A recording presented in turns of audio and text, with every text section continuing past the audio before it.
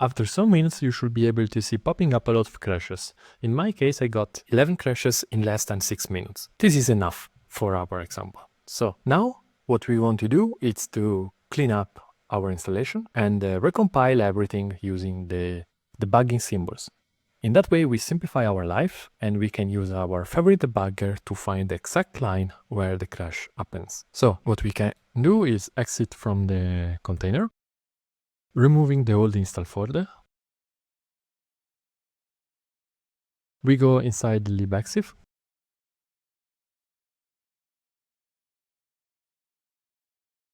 Make clean.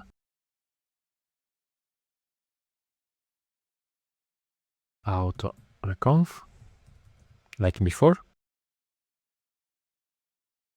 And now we can run again the config script, but this time we specify the C flags and the CXX flags for C++ with the G option to say that we want to have the debug symbols.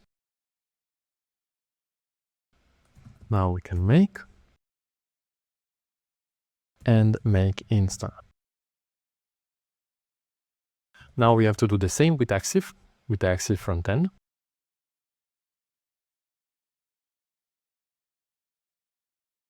So make clean, auto recon,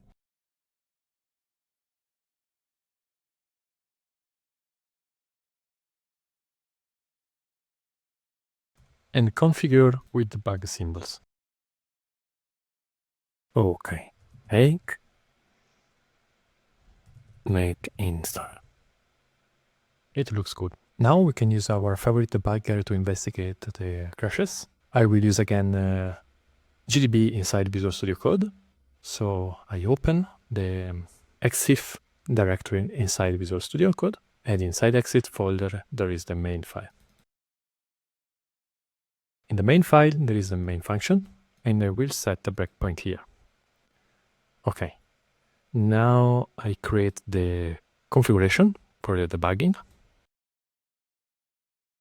and I will select GDB launch.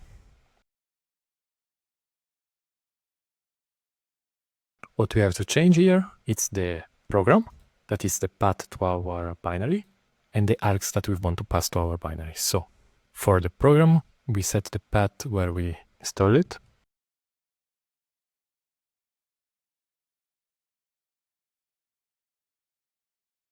That it's this one in my case. And then we have to set as args one of the crashes. So we go back to our terminal.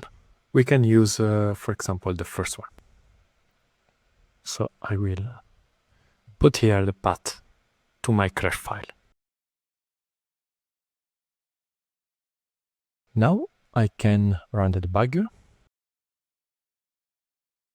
I continue from the main function.